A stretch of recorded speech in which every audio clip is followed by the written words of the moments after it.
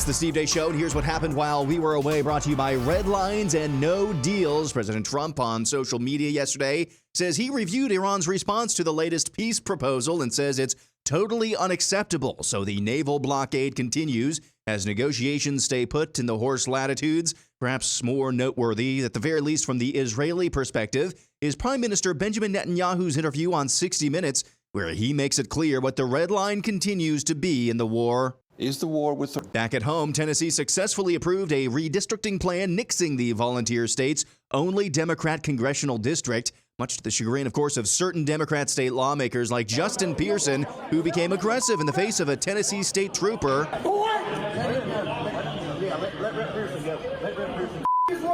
On Friday, Virginia's Supreme Court ruled that the legislative process employed to redistrict or gerrymander into a likely 10-to-1 Democrat advantage violated Article 12, Section 1 of the Constitution of Virginia.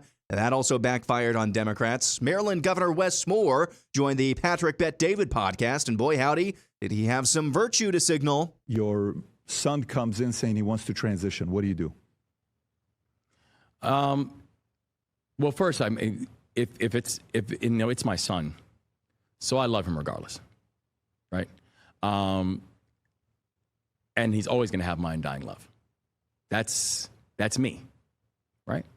I want to make sure that I'm involved in understanding where he is, how he's feeling, the way he's feeling, why he thinks it's important.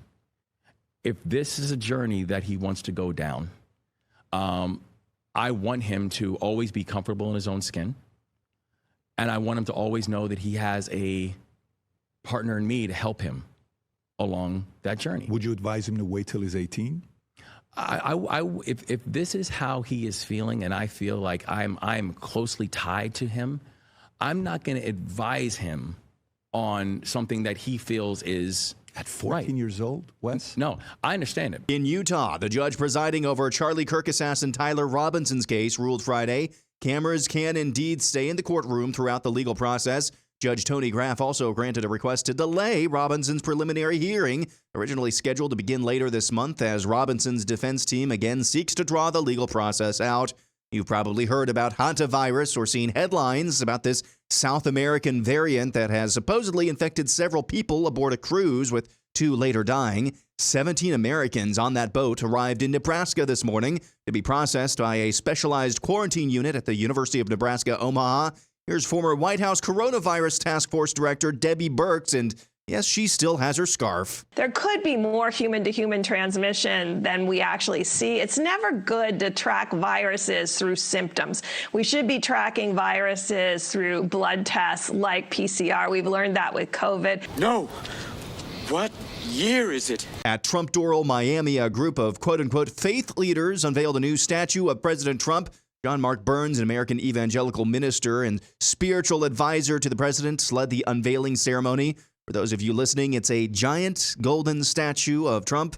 Yeah. And finally, since we last spoke, President Trump did indeed confirm the existence of aliens. My fellow Earthlings, this is your favorite president, and it is my complete and total honor to confirm the existence of extraterrestrials. They call them extraterrestrials. I call them aliens. I got along very well with many highly respected aliens all across the universe. You look at, you may have heard of them, E.T., tremendous guy, and he came to Earth, and he said to me, "Sir, E.T. phoned home, sir. He wanted to go home, and he couldn't go home, but we made a perfect phone call, and we sent him home, and now the Democrats are impeaching me over it. E.T. phoned home. It was a perfect call. He pointed, he said, ouch, and we sent him home, but he's a tremendous guy. We get along very well. I also get along well with Marvin the Martian. Marvin's a great guy. And he said to me, "Sir, you have to help us out on Mars, sir. It's the red planet, but the Democrats are trying to turn it blue with mail-in ballots at 3 a.m. We can't let it happen, sir." I said, "Marvin, we're not going to let it happen." That's Sean Farish, and that's what happened while we were away. That is absolutely perfect. That is phenomenal. All right, coming up here in a minute, that clip from Wes Moore, you can't share a country with this, and with that, and you won't. Israel wants to wean itself off of U.S. support, which is weird because I would have expected all the anti-Zionist crowd would be celebrating over this over the weekend. Did you guys pick up on that on your various feeds? Did you see a bunch of... No. I mean, this is what they were asking for, right? Among other things, yeah. Among other things. Interesting. And we're at a standstill in Iran, but we might have an event coming up that might break that log jam. We'll get to that and more here next on the Steve Deace Show.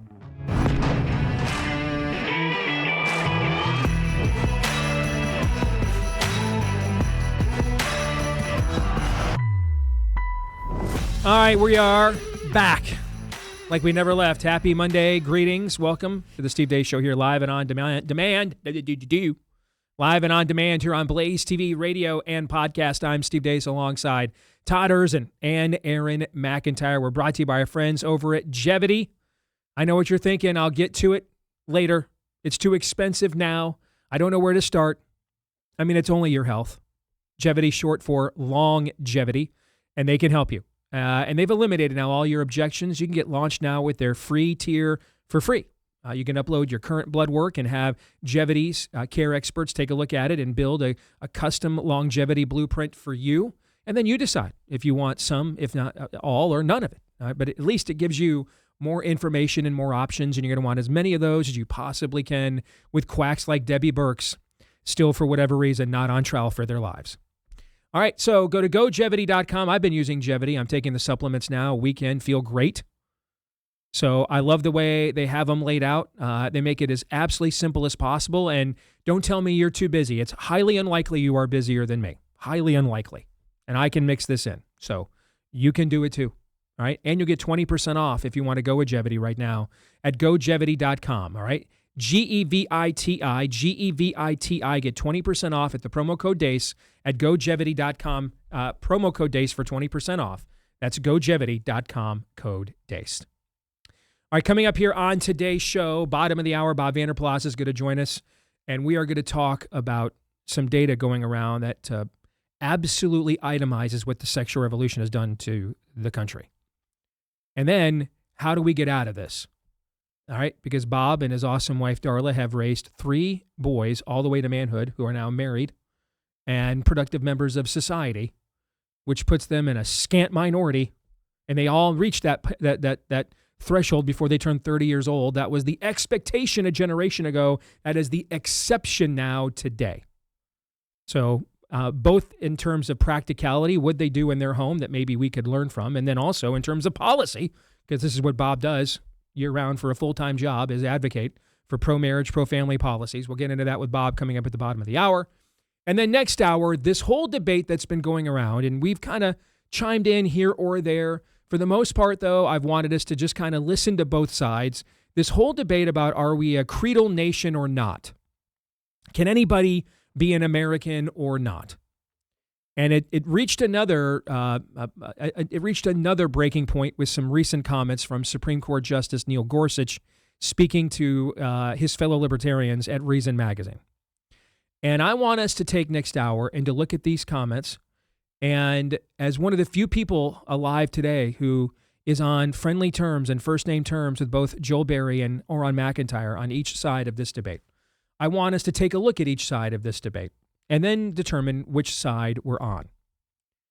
You may not be surprised because I do tend to roll like this as a contrarian. And I don't try to be a contrarian. It's just, it tends to work out that way.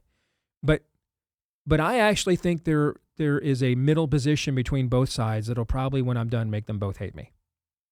That's just kind of what I do. You can do it. It's just my way, indeed. All right, but let's get to some of the items, Aaron, that you highlighted in your montage today. So we discussed on the show last week this standoff moment that I'm analyzing politically.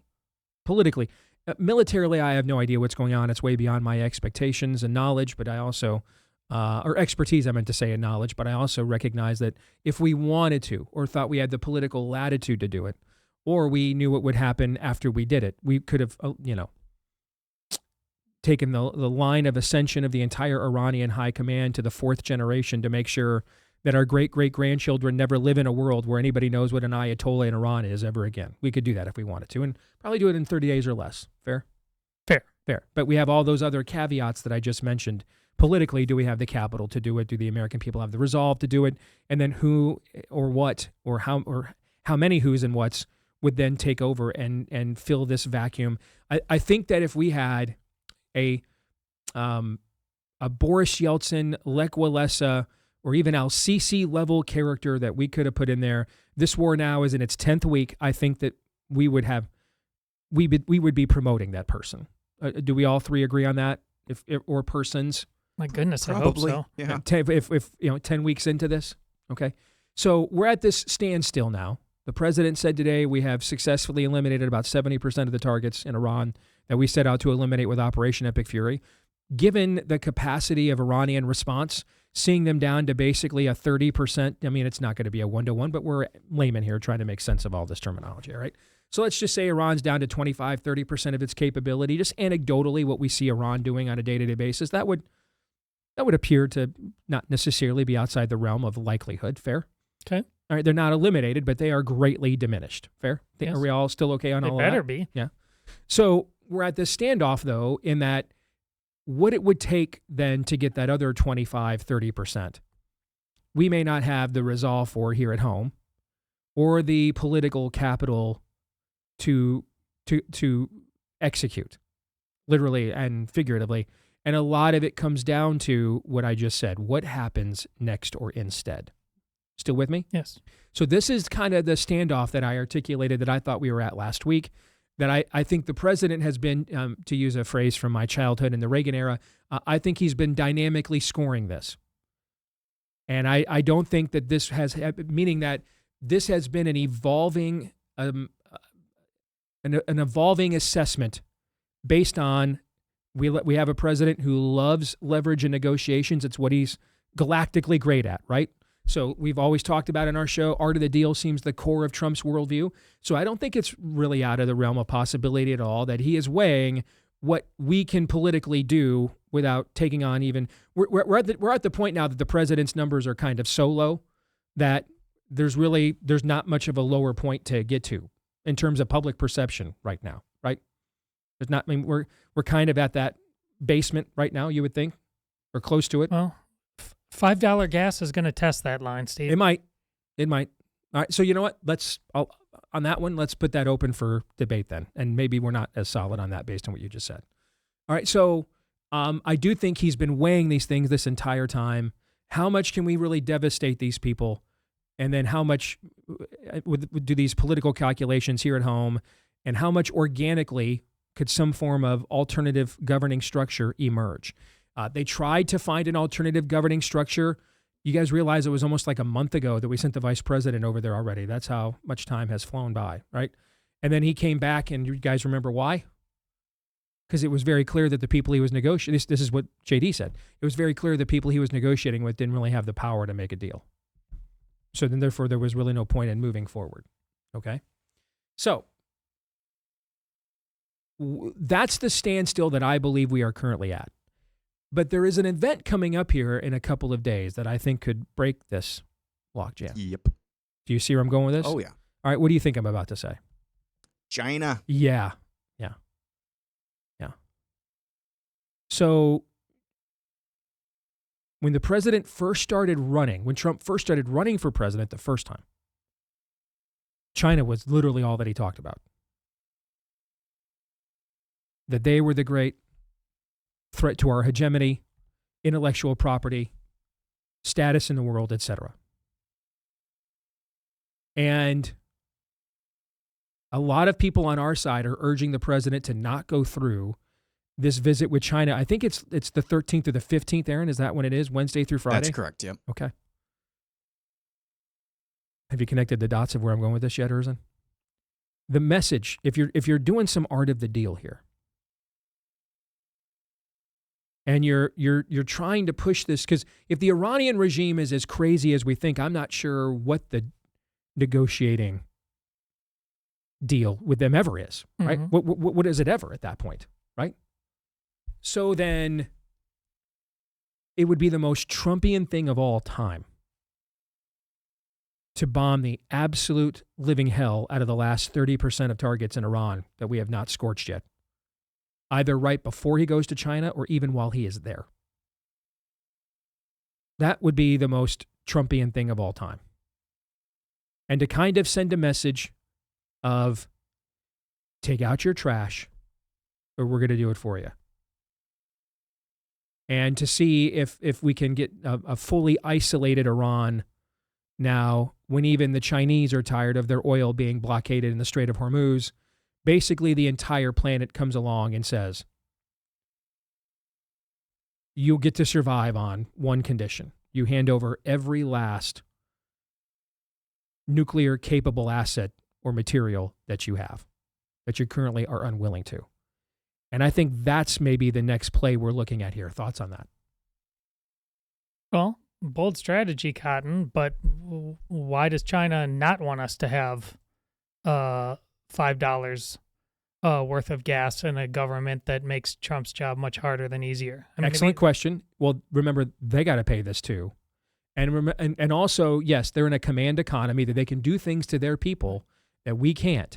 But remember, one of the quiet stories that's gone on, that has gone largely unreported over the last year, is there's been quite a bit of civil unrest in China too. Some of the same concerns that our young men have, how do I find a wife, how do I find a job, they're having the same concerns with their young men as well, all right? They have inflation problems there. There was already a coup attempt against Xi that ended up getting outed before it was launched. So they've already lost Venezuela. They were Venezuela's leading buyer of crude. They've already lost them. I would imagine we weren't getting any oil from Iran. Okay, so I would, or hardly any. So I would imagine they were probably Iran's greatest customer as well. That, again, if you see things the way, I'm trying to see things the way Trump sees things. Understanding he's going to have knowledge on this, I don't have. But if you see all of this as an art of the deal and all of these are leverage points, right? How much more unrest? Trump can just sit there and say, listen, I may lose the House next year, even if I do everything right. I might be facing impeachment next year, even if I do everything right. I could have a 55% approval rating right now, and presidents tend to lose the next midterm election after they get elected anyway. All right. But I also don't have to run again.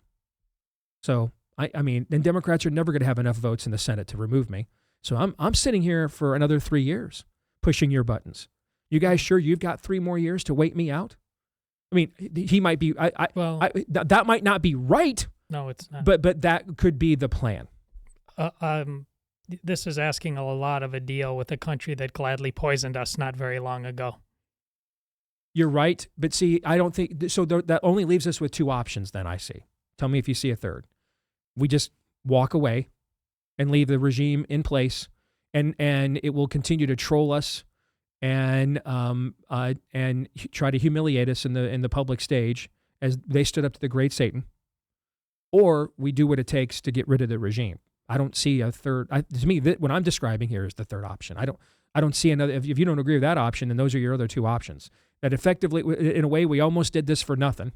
We just walk away and claim wins, and then we put the consumers and everything else through this for basically nothing, and let the regime rebuild itself. At least that'll be the perception, as we did it for nothing. Or we risk a lot more political capital by going in there and more directly trying to uproot the regime. I'm not agreeing with the options as options. I'm agreeing with the likelihood of them succeeding. And, you know what I think about Trump thinks about why can't we all just be groovy together? Just saying, China has not shown an interest in playing that game before. If they do, amen. But I'm skeptical. Here's another variable, though, kind of along the lines of China, how much influence they have. Number one, are you telegraphing the message to the rest of the world, which who cares to some degree? Are you telegraphing, though, that we really can't do anything unilaterally with Iran? It's actually China who has the power to do that. That might be a message, or at least a spin. How much people care about that, I don't know. But the other variable I think you need to think about or kick around a little bit. The Houthis in Yemen. Do you know who the Houthis are? They're another one of those regional proxies. Do you know where they gathered? Do you know what they are? Are they an arm of the Yemeni government? Mm-hmm. They're one of those regional proxies that Iran funds. Yet, on occasion, they've been able to muck up the Bab el-Mandeb Strait. That's the Red Sea version of the Strait of Hormuz. They've been able to do that on occasion. They fortunately, from what I've seen, have not been able to do so right now. Kind of makes you go, huh? I think something that we need to consider is, ironically, has the IRGC essentially been reduced to a version of the very proxies they've been funding? Meaning, within the IRGC itself, are there really any commanders left? Even if you could make a deal with one faction of the IRGC, is the faction of the IRGC Correct. that happens to be on the geographic coast of the Strait of Hormuz, are they going to do their own thing? What I'm trying to say is we heard this a lot in the first couple of weeks. Very decentralized command and control structure. Maybe we didn't realize how decentralized it was. And if that's the case, again, I'm trying to work through this under the assumption that it is extremely decentralized. How much sway does China actually have in that scenario? You see what I'm saying? Mm-hmm. You're just in a situation where it's probably going to take years with somebody like, I don't know, Israel, who's willing to maybe see this through for years and just picking off IRGC targets one at a time. What I'm trying to say is, under this scenario, we could see trade through the Strait of Hormuz backed up for years. If that is This the scenario. entire conversation is why I had a bad feeling about this from the very beginning. Had nothing to do with any level of respect for the Iranian command whatsoever, their ability to thwart us whatsoever, but their level of commitment compared to ours, and then what would come next. What would come next? All right, that brings us to Israel. Before we get there, Patriot Mobile, of course, has been on the cutting edge of the red parallel economy, pardon me, which you can join now by joining me at Patriot Mobile. Our family's been there. The Deaces have been there for over 6 years, and we've never looked back. They have been outstanding for us. Anytime we need something, anytime, they're there. And at first, maybe you think, well, because we're partners, maybe why. But I've heard so many great customer service stories from all of you as well. Everywhere I travel around the country, I see Patriot Mobile quite often sponsoring, helping, aiding the causes that they share with you and the values they have in common with you as well. They can hook you up with any of the major networks in the country that they have access to and switch you anytime you want for free. Maybe you're in a bad contract with a communist company. They can maybe help buy you out of that as well. Keep your number, switch your number, keep your phone upgraded if you want. But get started today with a free month of service when you go to patriotmobile.com/Steve and use the promo code Steve. Get started today with a free month of service at patriotmobile.com/Steve using the code Steve to get started at Patriot Mobile. So that brings us to Israel. And I've been telling you guys for the last year plus that there are plenty of elements in Israel that would like to decouple from United States. How many times have I brought this up on the show? Right? That this is not a one-way relationship. That particularly in these voices have grown since October the 7th. That they are like, listen, appreciate the United States and its support, but I just think maybe our commitment and resolve to this region of the world where we live and what we face on a daily basis might be beyond theirs. And it's really some of our own defense contractors that don't want to do it because they don't want to compete with Israel's interests and the weapons on the open weapons market because that would drive prices and revenues down and, for War Inc. But what I found fascinating and maybe greatly instructive is that we didn't see all the anti-Zionist folks cheering and praising Bibi Netanyahu for now making this an official position of the Israeli government on our own 60 Minutes program. I mean, this is what they said they wanted, right? It is, yes. So maybe since they're getting it, or at least it's being proposed by a guy that could make it happen, and they're not cheering it. The tail's wagging the dog, Steve. Yeah, maybe decoupling from the dog. Yeah, maybe it's not what they wanted. Maybe Well, it's not. as you always said, you don't dance with the devil dances with you. You know. They're not capable of letting go of this one now. No, I don't. They didn't want decoupling. Okay, they wanted diminishment of Israel. That's what this is about. Because if they wanted decoupling, they'd be like, you know what, cool. Iran's your mess. We bombed 70% of their targets. We've got a bunch of stuff to do back home. All right, so we're going to head over and do that. Okay, you guys do you, but we've got 633 more houses on the market than we have current buyers in America. That's a bad thing, correct? Mm-hmm. So we're going to deal with that stuff, and try to get gas back under $3.50 a gallon and replace Jerome Powell here in a few days and, try to get interest rates and inflation under control. So we softened them up for you. You guys are a sovereign nation over there, and you guys work it out, and we're going to focus on our own problems. I mean, I would think that's what all the anti-Zionist crowd would want, right? And yet, that's not what we're hearing. It's almost as if they really weren't anti-Zionist, but they were really just anti-Semites. The more you know. close this out here with Wes Moore. You can't rise above your own worldview.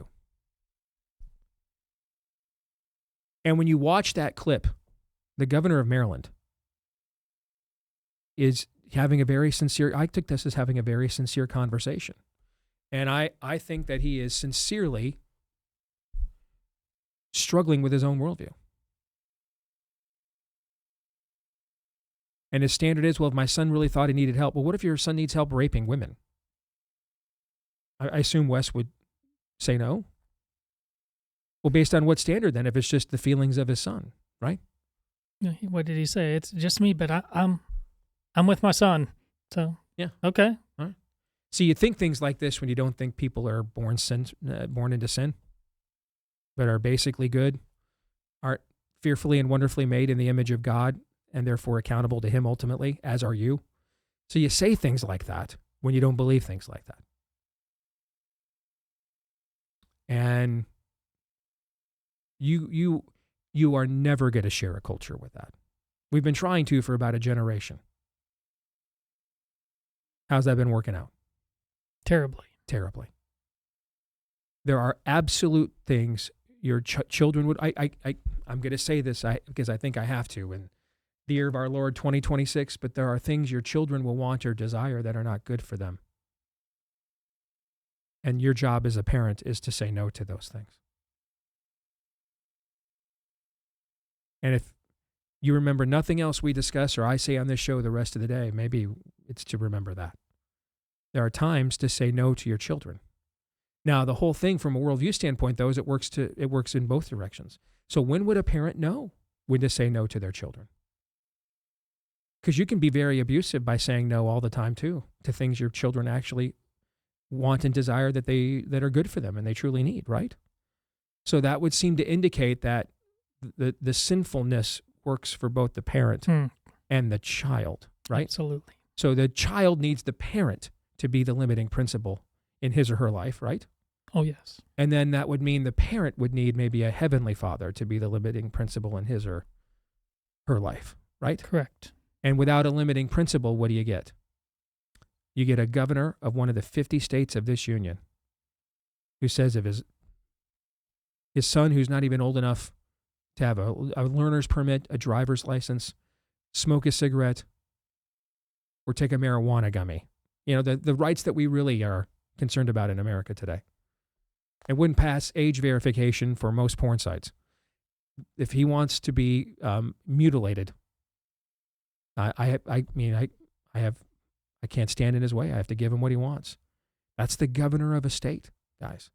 And you can tell as he's navigating these circumstances in real time, you can tell that he is sincerely wrestling with his worldview, and ultimately he did the devil's arithmetic with his own worldview and came to the conclusion the only conclusion his worldview could provide him. For him to come to another conclusion would require him to repudiate his worldview, Todd. That's not just the governor of a state. That's going to be the U.S. House of Representatives leadership here in a very short period of time, unless something changes. Oh, you mean in terms of what? Getting some more stuff done? In terms of the leadership, they're going to win. People like that are going Wes to win. Moore's people are going to be in charge. Yes, correct. That's correct. Bob Vander Plaats joins us next. The Steve Deace Show.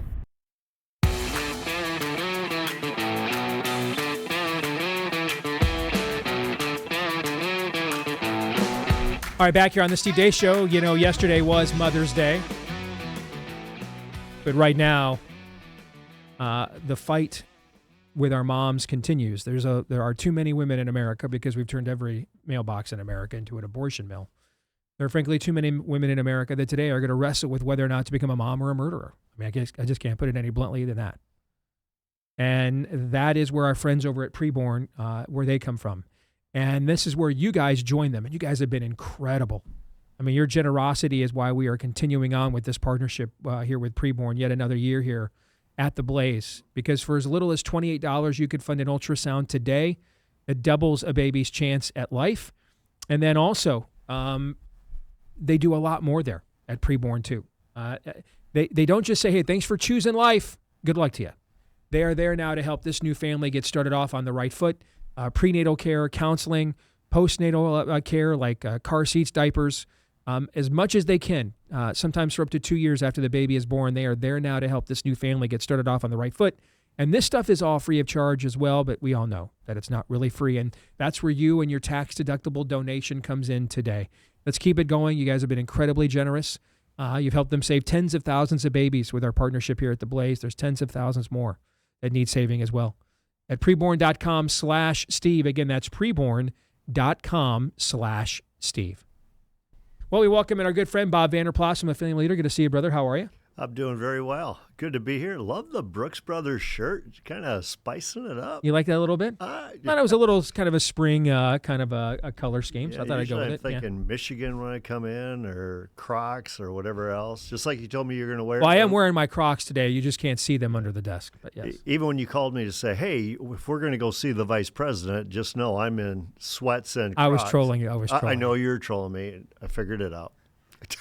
But I did. It was fun. We went over there to see JD when he was in town last week, and I called Bob and said, hey, I'm just coming right from the show, man. I'm wearing my shorts and Crocs. Do you think that's okay? Yep. And there was a slight pause, and he was like, well, I mean, I guess if that's what you're wearing, that's what you're wearing, I guess. Well, I was actually kind of excited. I thought, at least I'm going to look really good because I'm suit and tie, showing the office a little bit of respect. Let's look at something that does not look really good. You bet. All right, so this is a trend line of where Americans are by the age of 30. This was going viral on social media over the weekend. In 1975, 91% of women were married by age 30 in America. So roughly about the year I was born. Yep. Okay. 81% of men had already been married at least once by the age of 30 in America. All right, so now we have 1985, the first full, now the generation born into the sexual revolution now has its first foray into adulthood. And the numbers, look what happens to the numbers here. 77.5% for women and 67.7% for men. All right, had already been married at least once by age 30. So generally speaking, biblically speaking, a generation is 40 years, right? Mm-hmm. So now we're from 1985 to 40 years would be 2025, right? Yeah. All right, let's look at now a full generation of what this looks like. So you see right away from 75 to 85 an instant breakdown. Once we get into the fullness of feminism and the sexual revolution, way more women full-time working in the workplace and in corporate America in 1985 than there were in 1975, right? All right. So the fullness of feminism and the sexual revolution hits, and there's an instant precipitous drop in just a decade. But now look to see what has happened in the decades since feminism and the sexual revolution have become fully immersed and deployed in the culture. All right? This is why I say worldview is destiny. Look at these numbers. 1995, it drops again from 64% of women to 54% of men. 2005, it drops again. We're now 51% of women. 41% of men have been married at least once by age 30. 2015, look at this. 37% of women married at least once by age 30. Only 28% of men. And now in 2025, 26% of women have been married at least once by age 30. Only 17% of men. Now, I did a little research on these numbers, and these numbers, you could take it from a few different sources, and maybe percentages might move a few points here or there. But the overall trend line here is absolutely within the MOE. This trend line is generally and fundamentally true. All right, so it may be, depending on another source you look at, the men might be at 19% and the women at 20%, but we're in that margin for error. This trend line is stark. It is death of a culture level stuff. So the reason I wanted to talk to you about it today, Bob, is because I think you can attack this from a couple different angles. One, policy-wise, doing something about stuff like this is what you guys do every day at the Family Leader. It is. All right, so we could talk. I want us to talk about what policies are we not pursuing that we should. What policies are we pursuing that we should not, right? And what policies should we be doing more to incentivize? But then I also wanted you to make it just very practical and personal. You and Darla have raised 3 boys who were all married by age 30, right? And are well-adjusted, successful young men, right? So you've defied this trend line of 17% 3 times in your own household. What are some practical, personal things that you and Darla instilled in your home that you could maybe, now that you're old enough to be grandpa now, kind of pass on as well? So the floor now is yours. You may take the personal or the policy, whichever you want to take first. Well, I would take the personal first because Darla and I just had this conversation, and we said, and before you had the statistics up here, that we are living in a bubble. And meaning living in a bubble is that all 3 boys are church-going young men. They're all married. They're all of them are successful in the careers in which they have chosen. They all own their own home, and they're all free of college debt.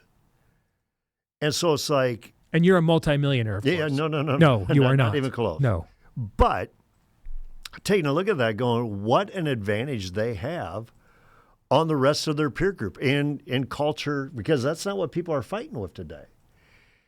And so when you look at these numbers, it's disturbing because not only is it the sexual revolution, Steve, which you talked about, and the rise of feminism, but it's also the rise of how do we demasculate our men instead of men taking that role responsibly. Now, Darla and I, we got married at age 20. Both of us at age 20, still in college, graduate from college, get a job. After we get a job, we have kids. As we have kids, we continue to engage in the church and make church a very vibrant piece of their life while they get an education and living well balanced in regards to what can we have, what can't we have, making even financial decisions on what basketball shoes can you have, what camps can you attend, what leagues can you be a part of, because money just, doesn't grow on trees, right? But kind of the foundation of funds, it's not complicated. I think Charlie Kirk used to say, listen, graduate from high school. Yeah, get married. Get a job, get married, have kids in that order, and your poverty level goes way, way down. Get married, have kids, go to church. Yeah. And what you're seeing today, it should be alarming on a lot of angles. And so to me, it should not be all that complicated. Matter of fact, Chuck Hurley, a peer of mine that both of you guys know, or Aaron as well, Vice President, Chief Counsel of the Family Leader, has been around forever. But probably 15 years ago, he came to me and he said, I want to write a book. I said, all right, what's the book going to be? And he said, I want to encourage teenage sex. I said, kind of like, tap the brake, put in the clutch, like, Chuck, are you sure? He goes, no, I want them to get married first. But then I want them to start having kids. Because God designed you with high sexual octane at that level. Get married, put parameters on, be engaged in church, have kids, raise kids, have a bunch of kids, and flourish as a society. And what you're seeing today by these numbers, you're just killing the American family. The other thing that happened, though, Steve, is the rise of feminism, the rise of demasculating men, but also the devaluing of marriage. And the devaluing of marriage happened on a couple of fronts. One is no-fault divorce. And divorces started happening like crazy. There's a lot of kids in those statistics that say, listen, I'm not going through that. I'm not doing that. I'm not getting married. I saw what it did to me and to my siblings. But the other thing that devalues marriage is when you take the parameters off of marriage.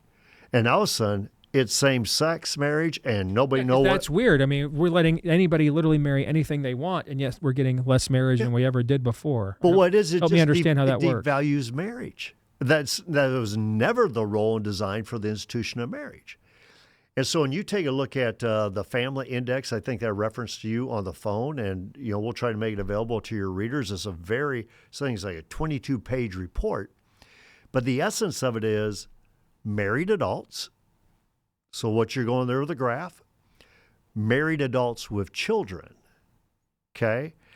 And then it's married adults, children. There's one other category.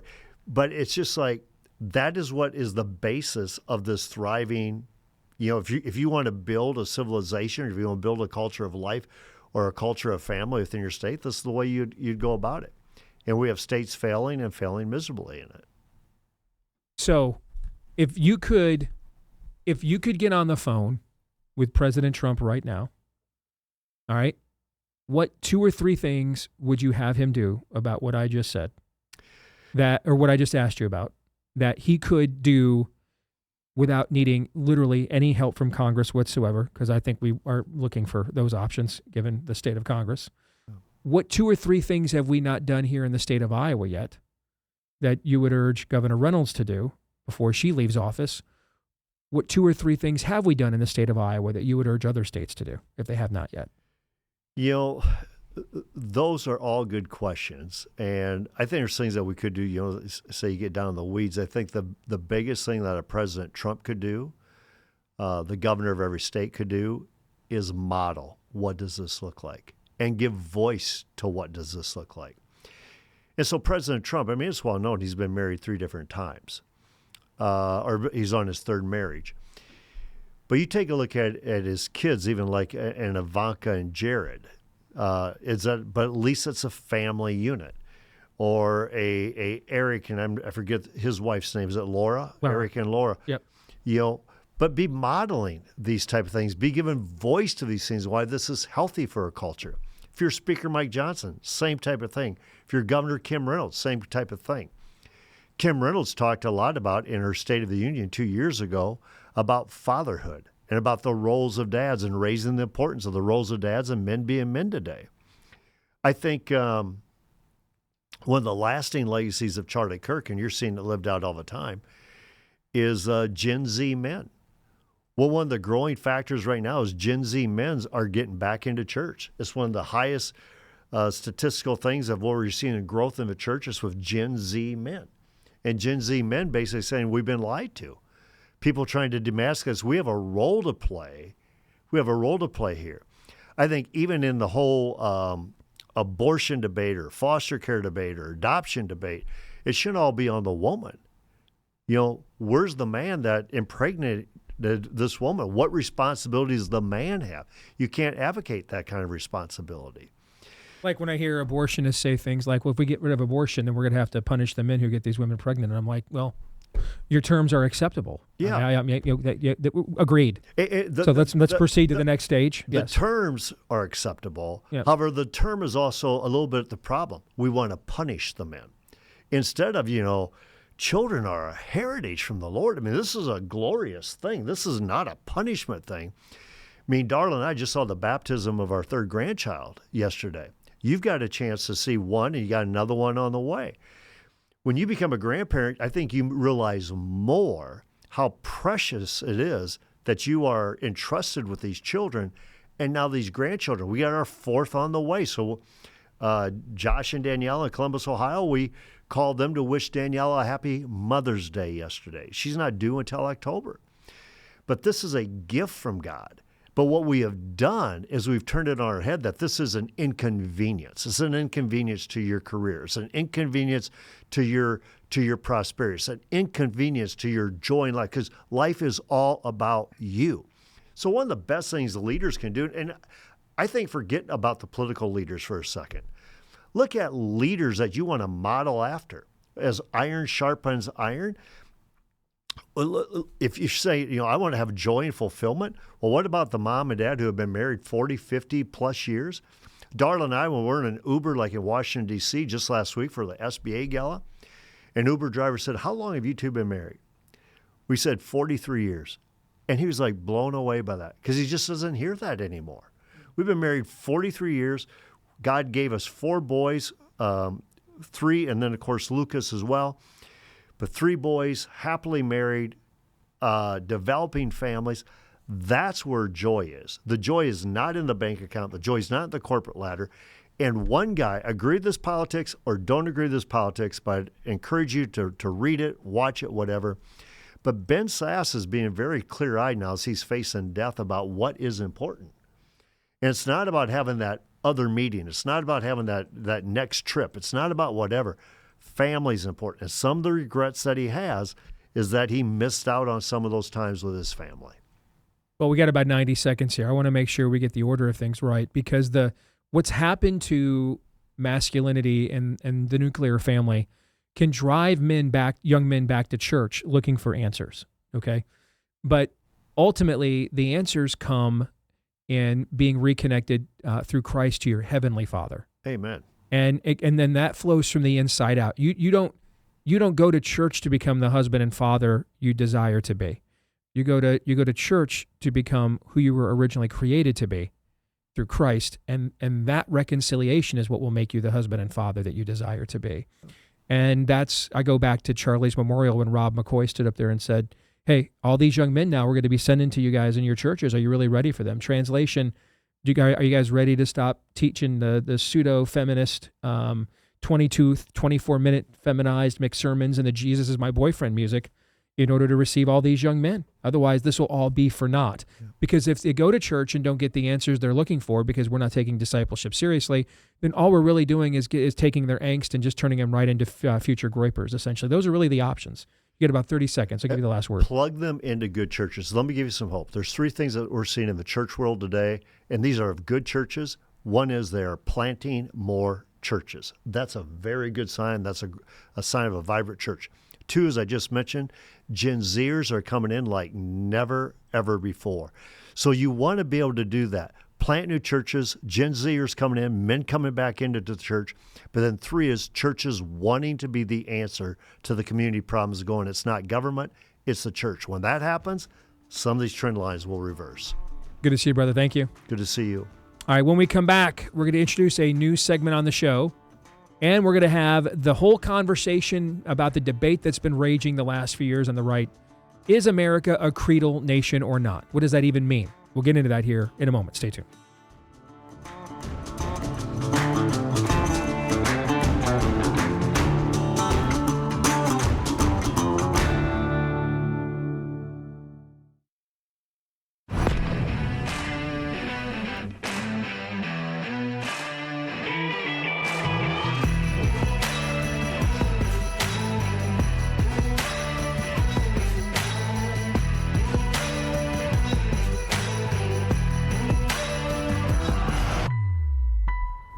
All right, back here at Hour 2, live and on demand on Blaze TV, radio, and podcast with Todd Erzin and Aaron McIntyre. I'm Steve Deace. Let us know what you think about what we think via the stevedeace.com inbox by emailing the show, steve@stevedeace.com. That's DEACE. Like us on Facebook, me, we, and Gab. You can follow me at Steve Deace Show on X, Instagram, and TikTok. Please also don't forget to subscribe to the YouTube channel at Deace Show on YouTube. And then, if you love the podcast version, you can both subscribe. Many of you have. A lot of you have, which is why we are on our 3rd contract here at the Blaze. But you can hit that subscribe button, or if you're on Apple iTunes, hit follow, and that ensures that every time we do a new episode, you can be assured it is right there in your podcast feed. And then, something else you can do. Leave us a 5-star review. Tens of thousands of you have done that for us, so thank you. We appreciate each and every one of those, and appreciate it if you would consider adding yours to the pile as well. And we appreciate our friends over at MD Hearing. They deliver high-quality, rechargeable digital hearing aids for just $297 a pair. That's over 90% less than traditional clinic hearing aids. How do they do it? Well, they were created by a medical professional who saw his patients needed hearing, but were often unable to afford it. So he set out to fix the system, and that fix, it's MD Hearing. Their new Neo model fits just right inside your ear so that it's nearly invisible. And the Neo XS is their smallest hearing aid ever. So no bulky hardware, no learning curve. Just get big savings with a tiny hearing aid from MD Hearing. I can't give a better recommendation than I've given these to members of my own family. And they have raved about it. So go to shopmdhearing.com and use the promo code Steve to get a pair of hearing aids for just $297. Plus, they're adding a free extra charging case. That's a $100 value just for being a part of our show. That's shopmdhearing.com. Use the promo code Steve to get a pair of hearing aids for just $297. And please make sure to use my promo code Steve to get those savings. And they know that you heard about them from us at mdhearing.com. Promo code Steve. Well, we are debuting a brand new segment you're going to be seeing over the next few weeks here on the show. And it's about this. Every 4th of July, we light up the sky, we wave our flags, we celebrate. But if your kids asked you why, could you tell them the real story?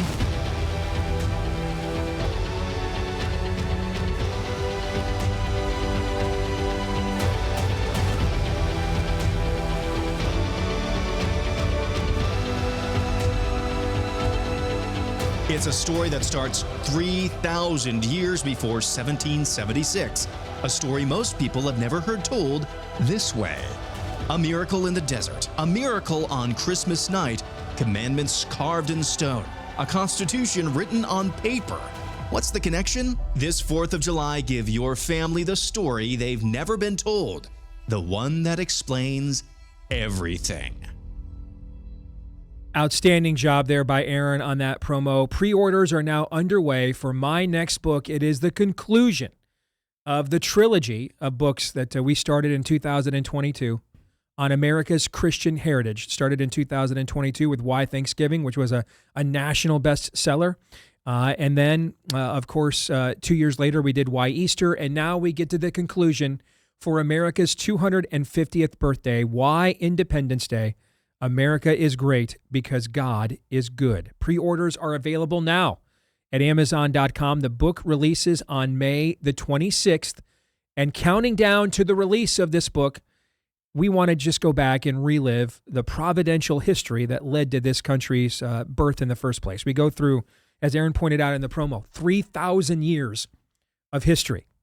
Because in many respects, America's ultimate origin and Genesis story is literally in the book of Genesis, right? And the founders were greatly influenced by the Old Testament books we're now supposed to not read and look at, even though they quoted from Deuteronomy pretty much more than literally any other volume of written word in all of their combined writings.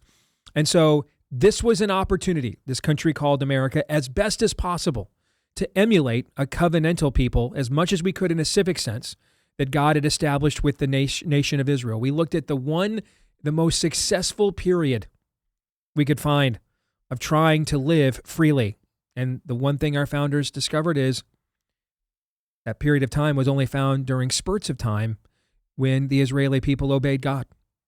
And so let's try to emulate that. How about a country where rights come from God? Our laws are based on God's laws. And many of our customs and much of our heritage traces back to him and his word. All right, so we get into all of that in ways that your children can understand. And if you liked the first two books, you will definitely like this one as well. Same illustrator, same format, but now we tell Paul Harvey the rest of the story. So pre-orders available now at Amazon for Why Independence Day America is Great because God is Good. And so now, Todd, we're going to start counting down to the release of this book over the next couple of weeks with kind of a top 10 list of the most important events leading up to Independence Day, the very first Independence Day in America. So, brother, the floor today is yours. Well, it's a privilege to get to do this, especially when this nation that has given us so much is about to turn 250. Steve has often said that conservatism is an observational science.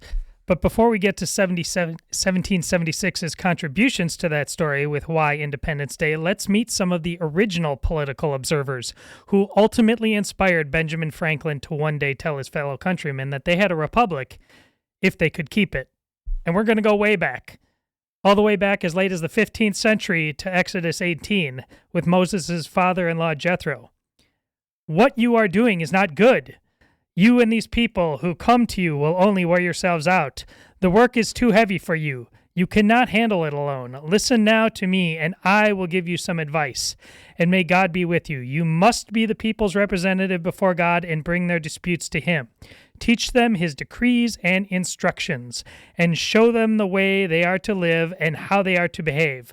But select capable men from all the people, men who fear God, trustworthy men who hate dishonest gain, and appoint them as officials over thousands, hundreds, fifties, and tens.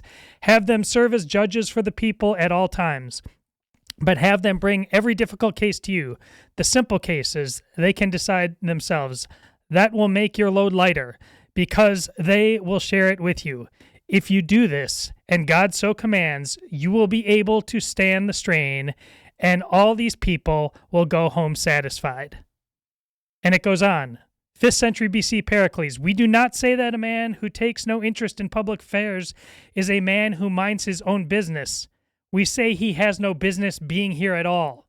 Cicero, 1st century BC, God's law is right reason. When perfectly understood, it is called wisdom. When applied by government in regulating human relations, it is called justice. The Magna Carta, 1215. No free man shall be taken or imprisoned or deceased or outlawed or exiled or in any way ruined. Nor will we go against him and send against him, except by the lawful judgment of his peers or by the law of the land. And lastly, Niccolo Machiavelli, 1513. It is just as difficult and dangerous to try to free a people that wants to remain servile as it is to enslave a people that wants to remain free. As you can see, we've already literally covered thousands of years, and we haven't even journeyed to the Americas yet. And that's where we're going to go tomorrow. As we lead up to the events of 1776, we're going to start talking about the voyage to America and the men both here in America and in Britain that continued on the conversation that goes all the way back to the very beginning. And that's why it's not just a guy named Steve writing a book. He is part of a legacy that is as old as time. And if people like Steve don't pick it up, all of it perishes. That's what we're trying to do. We're trying to conserve our heritage and pass it on to future generations. And Todd, what you just pointed out there with Jethro and Moses, that's really the beginning of Republican, small r, representative government in the Bible. Yes. The idea that you are appointing proxies or those in your stead, but are expected to carry out the values agreed upon by the people in that place, and not just necessarily their own desires and wishes.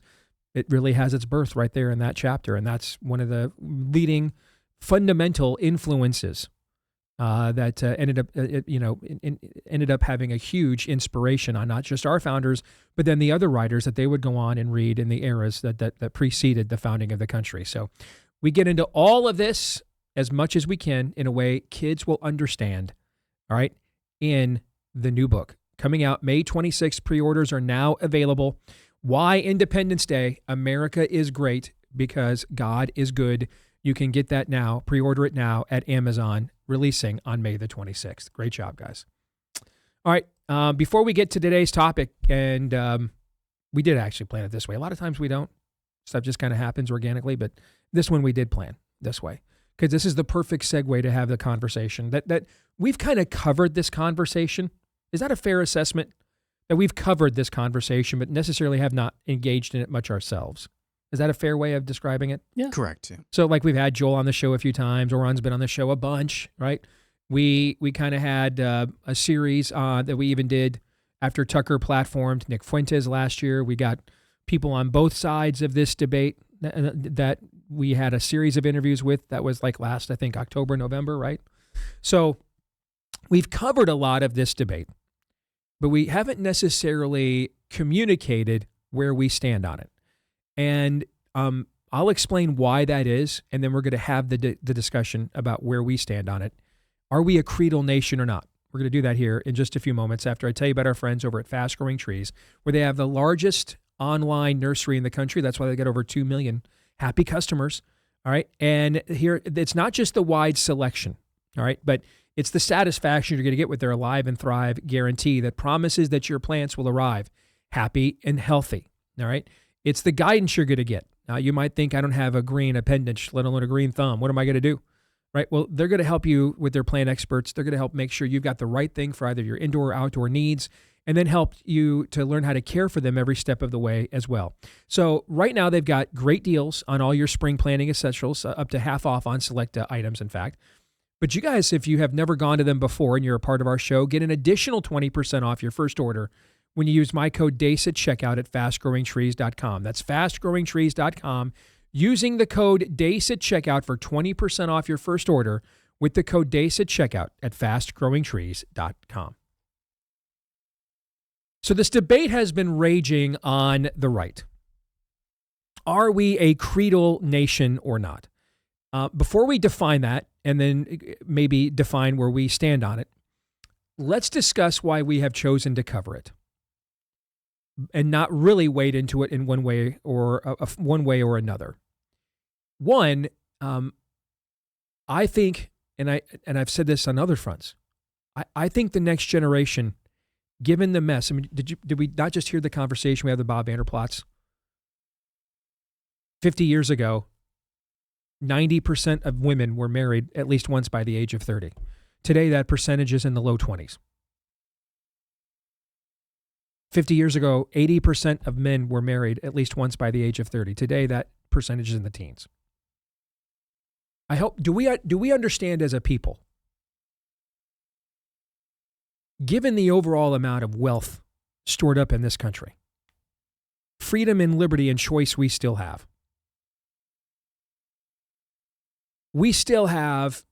as much as I lament the current state of the church in America, we are still more churched and more biblically discipled than any other nation in the West. And it's not even close. So do you guys understand how many things have to go systemically wrong when the first command God gives us as a people is go have sex and then raise kids? And we can't figure that one out. We're not Africans in the Sahara Desert of the 80s running from a famine. We're not plagued with constant regime change and civil wars in the streets like some banana republic. We're not oppressed by some overbearing, tyrannical, totalitarian government demanding that if you're pregnant with a girl, you abort it. How many things have to go wrong, given the amount of prosperity, wealth, freedom, liberty, choice, and church, frankly, that we still are privy to in our country? How many things have to go wrong for 80% of young men to be married by age 30, 50 years ago, and the number today is in the teens? How many? You answer, everything. Literally everything has to go wrong. Everything has to go wrong. Systemic, generational levels of failure to end up where we are. And so therefore, I do think, and I am sensitive to this, I have, I'm in the process of, keep telling you guys this, we're launching our own son out of our home as we speak. Him and I have these conversations, have had these conversations quite frequently in the last year. So I do believe the next generation, particularly of our young men, are owed some explanations. They're owed a little bit more than, hey, just accept what the previous generations want to feed you. Because based on that trend line, gentlemen, how do we even know how much the previous generations even believe the stuff they're trying to feed the next generation, right? Right. This entire decline did not happen because of Gen Z. They're inheriting this decline, correct? Absolutely. So what went wrong? I think you're entitled to some big conversations. I do. You're worthy of them. You're made in the likeness and image of God. God is no respecter of persons. Seniority is not a biblical concept. People don't just get things because they're older. That's not how it works. I mean, in general, when your culture's not in the free fall ours is in, does older usually mean wiser when that's not the case? Right. But can we necessarily say that right now, given the condition of our culture? No, we definitely can't. No, you guys should not be asked. You're perfectly within your rights to not want to take literally anything for granted that you're being handed. You're being told that if you don't fund grandma and grandpa's health care and retirement on the way out the door, you're terrible. At the same token, if you want your student loans paid for, you're a socialist. You're being told if you're in a heavily subsidized state like Iowa, because we are run by agribusiness, one of the most subsidized industries in America, that you have to be willing to put up with all kinds of subsidies to Monsanto and all these big companies. But if we have a gubernatorial candidate come along like Zach Lane here in our state who says, well, I want to give some, if we're going to give the company some money, let's give some to the families to move back to rural Iowa. Well, that's socialism and we can't do that. That's wrong.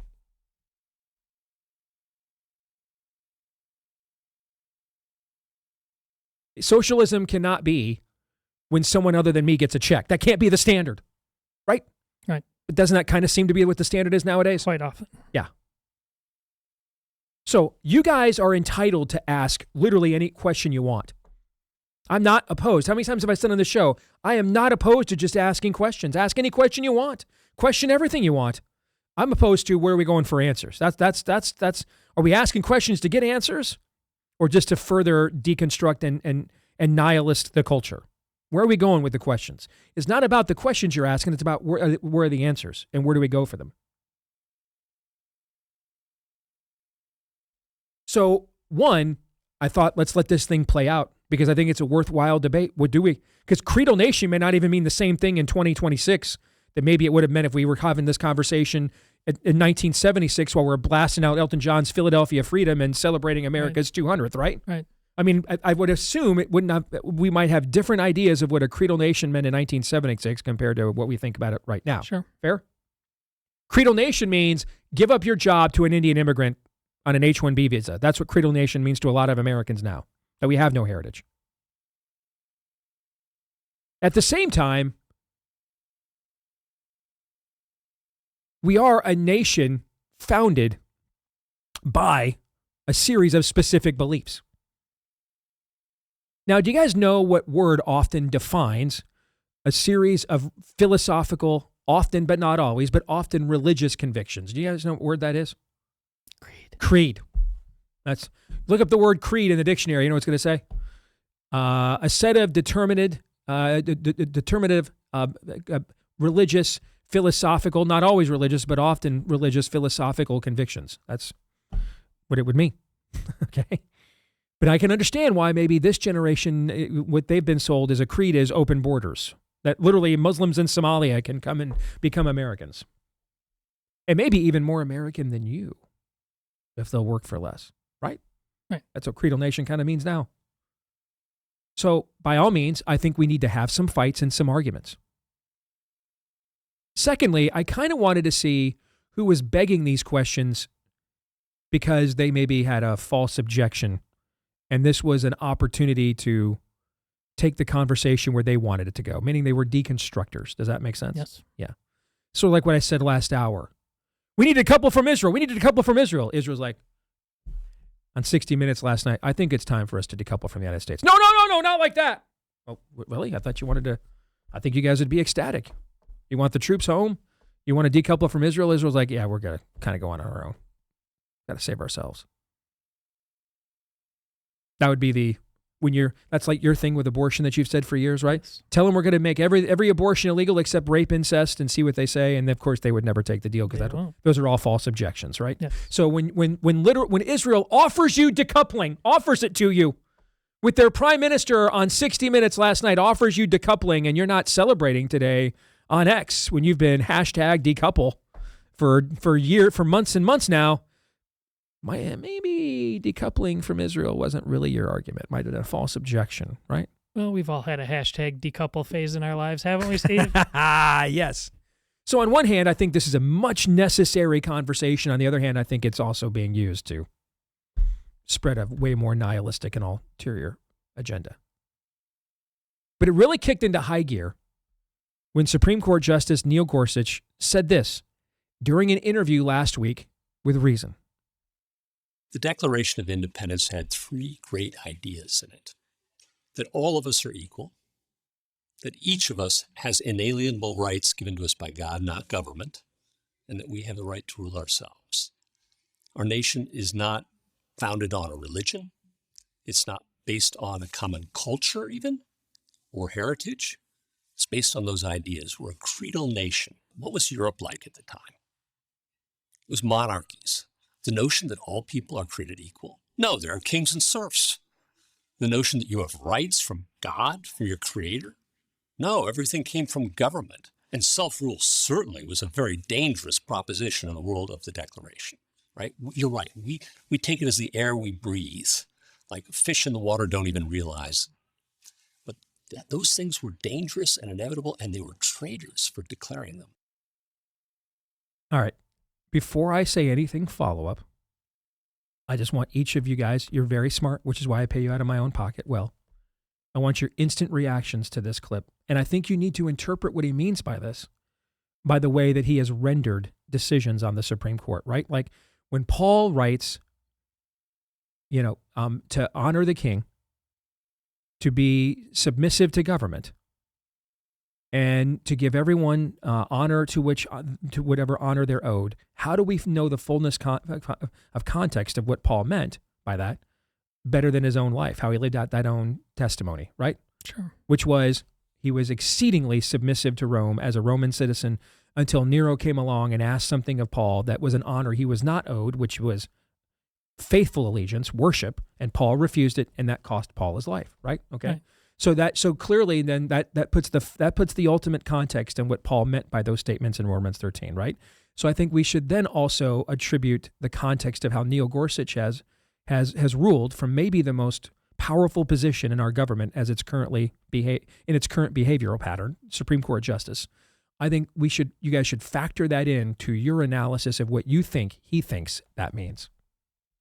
Well, listen, my reaction to not only what he said, but the reaction as well is that, listen, what we talked about with Bob Vander Plaats is exactly the reason why, and the young men Steve is talking about is exactly the reason why there's instantaneous tug of war in relation to what he just said, instead of at the 250th anniversary of our nation being born, us sitting around and just honestly counting our blessings upon hearing something like him, the exact same words, and then gathering together in prayer. But we don't live in that moment right now. We live in that moment, those dulcet tones, instead of us making us feel like a warm fuzzy and feeling blessed, we're like, how in the hell did we forfeit all of this? That's my reaction. It's too delicate and it's too kind for the moment. This is what we should be feeling and thinking after 250 years. But the fact that we aren't means the little lecture is ultimately, it may still be true in a de jure sense, but in a de facto sense, people are hearing something like this and they're just like, nah.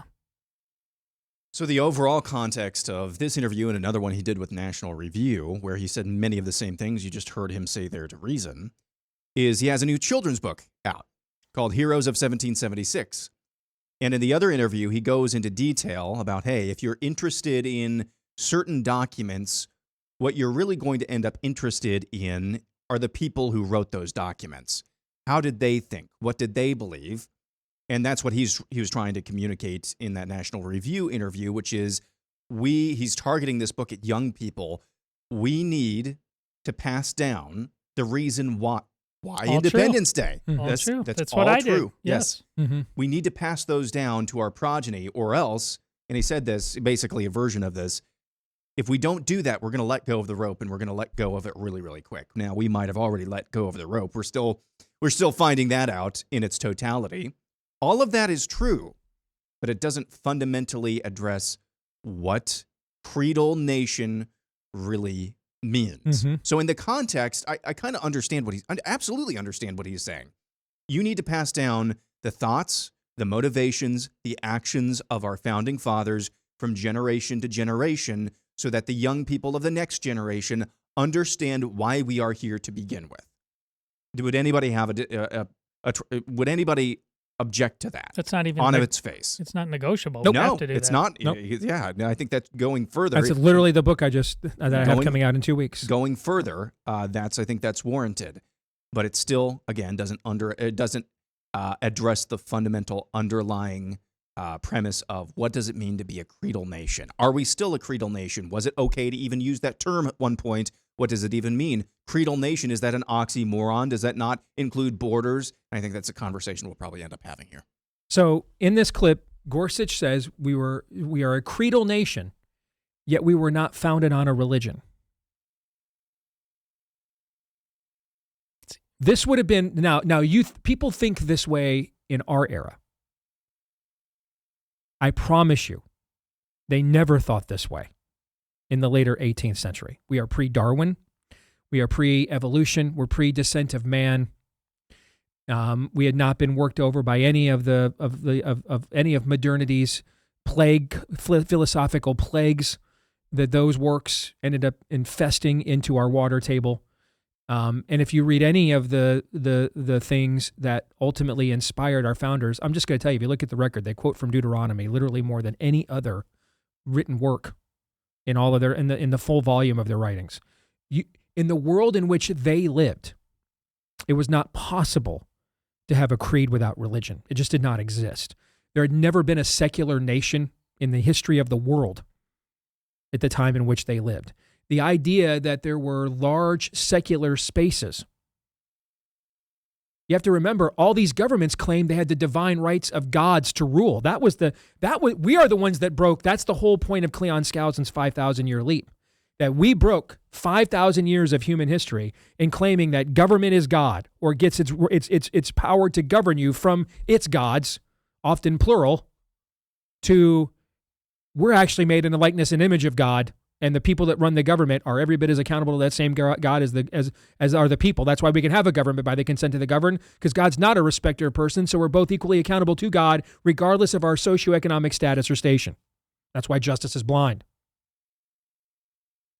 In the world that the Declaration of Independence was written in, the idea of a creed without a religion. So if we have creeds that aren't tied, if Neil's right, that the creed is not tied to a specific religion, then that means we can just take this to the Islamist world. We believe that. We tried that. That's what we tried to do after 9/11. We were going to bring democracy to the Middle East. How did that work? I mean, we're just here plugging in.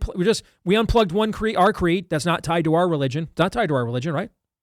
And we just took our creed and plugged it in and ran it through Google Translate, plugged it into their Arabic speaking platforms, and said, "Here's your creed. How did it work? Did it work? No. So, yeah, we're going to have to identify what religion we're a part of here. There's more questions that I think need to be asked of Neil Gorsuch here when we come back.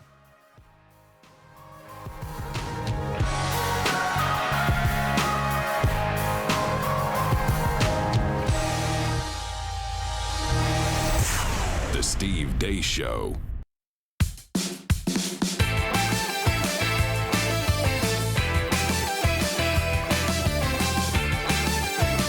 All right, back here on the Steve Deace Show. And if you like this kind of conversation, we're going to be having a lot more of these as a network. You guys can already tell we're doing more faith-based programming as a network than we ever have before. We've got even more lined up for you moving into the future. So that's why you don't want to miss any of it. Become a subscriber to Blaze TV at blazetv.com/Deace. Use the code Deace today, and you'll get a discounted subscription, $20 off your annual subscription today at Blaze TV. That's blazetv.com/Deace. Use the code Deace for $20 off your annual subscription so you don't miss any of our exclusive content here at The Blaze. So this is why I said that I think the context of how Neil Gorsuch is ruling as a Supreme Court justice should be added into what you think of his definitions. I just received a note from Aaron Reale, who's emailed the show numerous times over the years. He says, I don't think if you asked him, he'd say we weren't founded on Christian principles or Judeo-Christian principles. I think he's clearly saying we aren't founded on a religion in the sense that we don't have a national religion like the European countries did. Maybe. That's probably what people would have thought in 1976, right? At her 200th birthday. Yes. Can we take that for granted in the 250th year? No, which is why people are so frustrated by something that they would have been just like, hey, that sounds good. Let's play the music and light the fireworks. Correct. But they don't feel that right and of course, Gorsuch helped. Listen, he's been Trump's best Supreme Court justice overall. He also, though, in one of his libertarian, I always say libertarians are 100% right 70% of the time, and the other 30% you're like, what planet are you on? He also gave us Bostock. He also gave us tranny madness. Neil Gorsuch did. That's why we have to look at the context of how he's ruled, right? So he gave us so what does that mean then? Also, that when what it meant in 1776 that we weren't founded on a religion is that all 13 of the colonies were founded as vestiges of Christianity, but one, Rhode Island. It was originally founded as a place where all sects of Christianity were welcome. The other 12 were all founded specifically by sex or denomination of Christianity. This is perhaps the most important point. This, not without religion back in 1776 meant a C.S. Lewis-like mere Christianity, set aside the sectarianism. Now, in modern day, it means this can be done without religion, right. Period. And that is a night and day difference. We are literally in the earlier days, maybe prior to 1950, 1970, something like that. Yep. Where was most of our immigration coming from? Western Europe. Yeah. And Todd can tell you as a Catholic, there was a lot of controversy in America at the time about what's going to happen when we import all these Catholics. It's not as if that went swimmingly all the time either. Correct. I mean, we had Al Wilson didn't win a presidential election just because he was a Catholic. Kennedy, a lot of people think, had to cheat to win because he was a Catholic. I mean, there were lots of concerns about what was it going to be like to integrate fully, millions of folks from Catholic Western Europe. Now we would be like, could we find 1 million Catholics in Western Europe to bring here? There's not even 1 million Catholics maybe in Western Europe now. I don't even know. Not 1 million much of anybody that goes to church or does anything there anymore. So this was done because the founders were just a generation or two away from the post-Reformation world where Catholics and Protestants murdered each other on the fields of Europe and in the courts of Europe for 300 years. And Anglicans and Congregationalists weren't so hot on each other either. Correct. Yeah. So the way to get around that then was, hey, you guys, if the state of Connecticut is run by the Congregational Church, and it was, then that's your state, okay? And the state of Virginia, run by the Episcopalians, cannot tell you what to do. Or the state of Pennsylvania, run by the Quakers, cannot tell you what to do, and vice versa. That's what all that meant.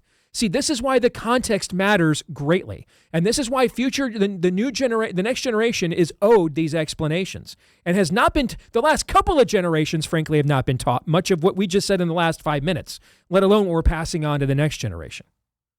All right, Gorsuch goes on to say that it's not based on a common culture. Really? All 13 colonies were rebelling against one single nation. What nation was that?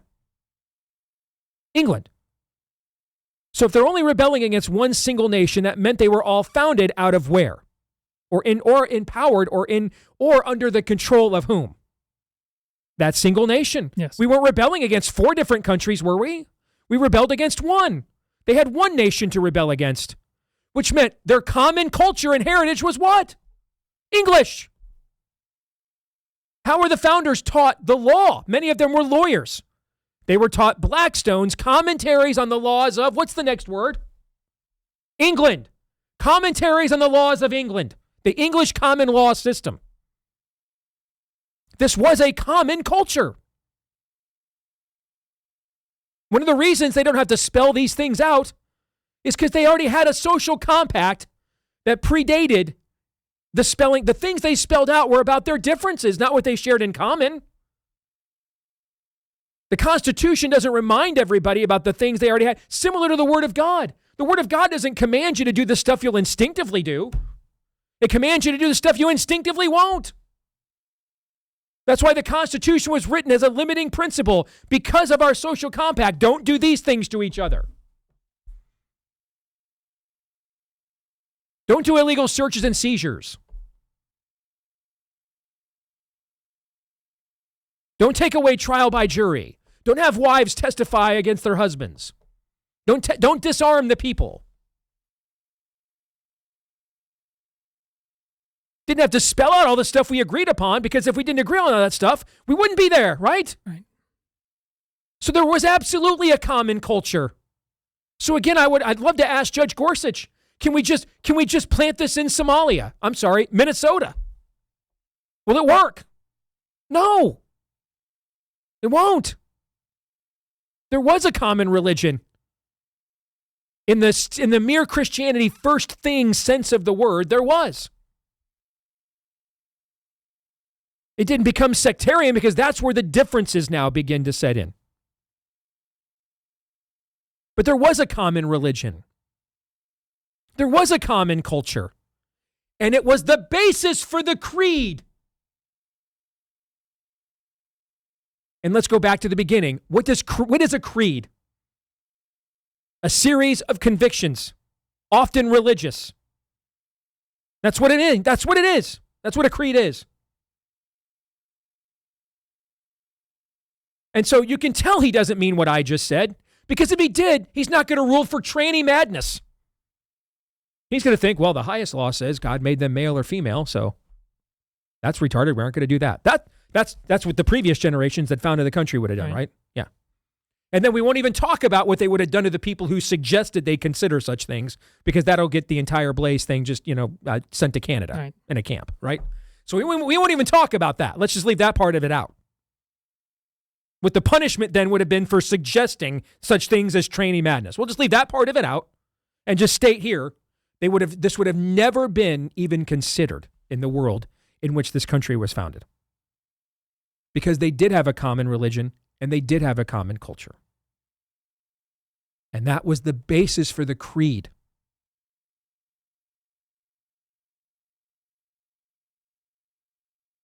And yes, it is possible for people from other cultures to come here and assimilate. But then they had to do what you see when people do it in the Bible, like Ruth. They abandon their old traditions and they assimilate into the new one, like when Ruth says, your people will be my people, your God will be my God. Where you go, I will go. Where you stay, I will stay. She leaves behind her old life in order to assimilate into this one. Now, unfortunately, was that common? No, which is why there's also a lot of language in the Old Testament about protecting cultural distinctiveness and foreign influences, particularly foreign religious influences, including a mass deportation, including women and children, towards the end of the book of Nehemiah, in order to defend that distinctive religious distinctiveness.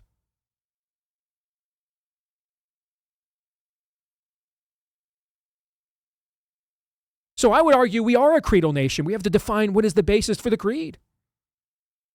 What is the creed then? Well, our rights come from God and not government, he says. Well, how would we know? The only claim of God in the whole world is the Bible's claim of who God is. That's the only claim. There's no other claims of God in the whole world. Never has been. We have all agreed that only God is the God of the Bible. As a species, we've always agreed on that, right? No. So then at some point, we've got to answer who this God is then that gives us our rights, right? Yes. Is it Allah? Is it Zeus? Is it Jupiter? Is it your mom? Who is it? Who's the God? Who is it? Ourselves? Government? Who is it? Oh, you mean the one that says that he made them male and female, so that's why I can't rule for training madness? So you can tell that Neil Gorsuch does not mean, Aaron, the Aaron that just emailed me, what you want him to mean. Because you have to look at the context of his own rulings. And I would even go so far as to say, if he believed what I thought, he wouldn't be a libertarian in the first place. Because right away you would understand there's a limiting principle on human nature, and it's called God. Not everything human beings want to do is good, nor should it be incentivized, and should often be punished because we're sinners. As William Penn once said, if men were angels, they wouldn't need government. So yes, we're a creedal nation. I agree. But we have to define then what the creed is based on. Who is the God? Who's this creator? Who is it? Was Jefferson thinking of the Cherokee gods? That was the creator? Is that what he thought? No. Who was it? Did the founders quote more from Deuteronomy or the Quran? Did they quote more from Deuteronomy or the musings of Confucius? More from Deuteronomy or Buddha? More from Deuteronomy or scientific consensus? What do you think the answer to all those questions was? Deuteronomy. So that kind of tells us then who the God is here, correct? It should. Yeah. Then it kind of tells you what the common religion was, right? It should. Then the fact that they were all rebelling against a single nation because it was taking away their rights as Englishmen. That's no taxation without, what's the next word? Representation, which means you're doing this to me without a voice in my own government. Which means they would be a common culture then, right? Some of them were Somalis. Some of them were from Bangladesh, New Delhi, Sri Lanka. Were they? No? No. So there was a common culture. There was a common religion. Right. Now here's the thing about the common religion. It says we have to love our neighbor as we love ourselves. So the same word that says, no, you don't get to come and invade their culture and make them worship foreign gods. You don't get to do that. Is the same culture that says we don't automatically persecute people for worshiping foreign gods, for such as once were all of us. We also were sinners too, correct? Mm-hmm. So this is where we get the balance, the striking of the balance. Which is why maybe you can, when you have a creedal nation in its proper form, when we agree, therefore, on the basis for the creed. And then even further, I haven't even talked about who then enforces the creed. Uh-oh. Yeah, that's another hour conversation maybe we'll have here in the future. That's a whole separate conversation, I should say. Who enforces said creed? But for right now, we're just defining the creed. Maybe you can have exceptions. where maybe you see a small country in your own hemisphere that is being absolutely terrorized by a tyrant. And because you're in a place of wholeness as a people and your social compact is in place, maybe you could decide as a people then that you want to bring a few thousand of them here in order as a sanctuary, as a safe haven, because they were made in the likeness and image of God as well. But of course, they're going to go by your customs. They don't get to take your charity and then come here and dictate terms to you, right? They're going to learn your language. They're going to go to your churches. They're going to go to your schools. They're not going to bring the same trash worldview that trashed their country. A sane people would never let them then bring that exact same worldview here, would they? No. But that's exactly what we've done, correct? Over and over. And in fact, to the point that it's not an exception now, it is the rule. And if you don't want to do it anymore, then you're the racist. You're the problem. Yep. So absolutely, it's a nation founded on a creed. But what is the creed? Where does the creed come from? Why did they choose this creed? Precisely because they had a common religion and a common culture. Where did the creed come from? Their common religion and common culture.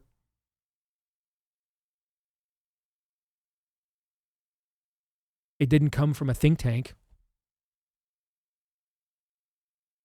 What Gorsuch is suggesting is a husk. And this is what libertarianism is.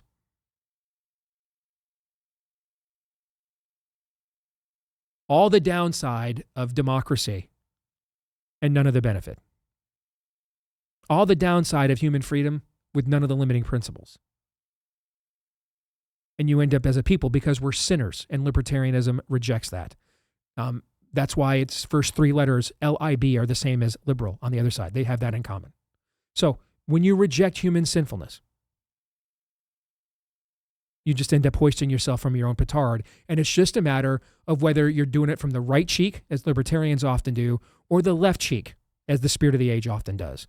But hoisted from your own petard you are, nevertheless. Gentlemen, your thoughts? The tragic, the tragic irony, or more precisely, the demonic irony, or more precisely yet, the demonic contradiction is that we are still, de facto at the very least, very much a creedal nation. Now, it's not the creed that you're talking about, right, Steve. Right. But we are still a creedal nation. Diversity is our strength is the creed and now. The creed is this: there are no nations. Yeah. That's the creed. Yep. That's pretty unifying as well. Cheap labor on the right, more voters on the left. Yep. Pretty unifying. I don't think you can argue against that, especially not in the last 20, 25 years. I don't think you can argue against that.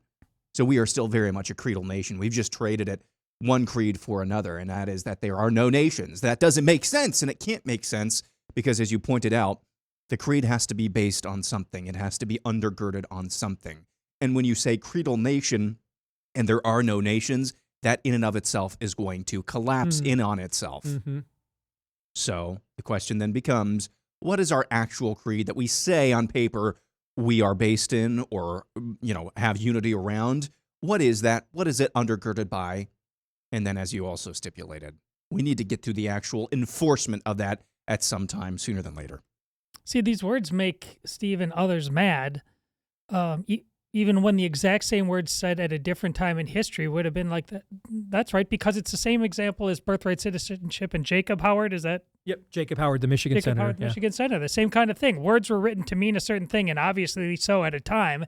And now, later, for any number of reasons, they aren't. And that's what's so weird about this particular justice. It is this weird amalgam, this weird combination. On the one hand, libertarians are like hyper technocratic, where they just take all of the life as it originally meant out because they're just being hyper clinical. But then on the other hand, you hear him talking, and he's got that NPR voice. He's talking about it very poetically, very flowery. So you have all this emotionalism on one side and this hyper technocratic thing on the other, and in the middle is the truth. And right now, people are really mad about this is because you're not addressing the truth of the matter at all. You're not addressing the truth of the matter historically, and you're not addressing the truth of the matter where I live and why none of this is working right now. Preach. Yeah, we'll probably have to have variations of this conversation a few times. No doubt. Back at it again tomorrow, noon to 2 Eastern, right after Glenn Beck, right here on Blaze TV. Until then, go hard, Romans 8:28.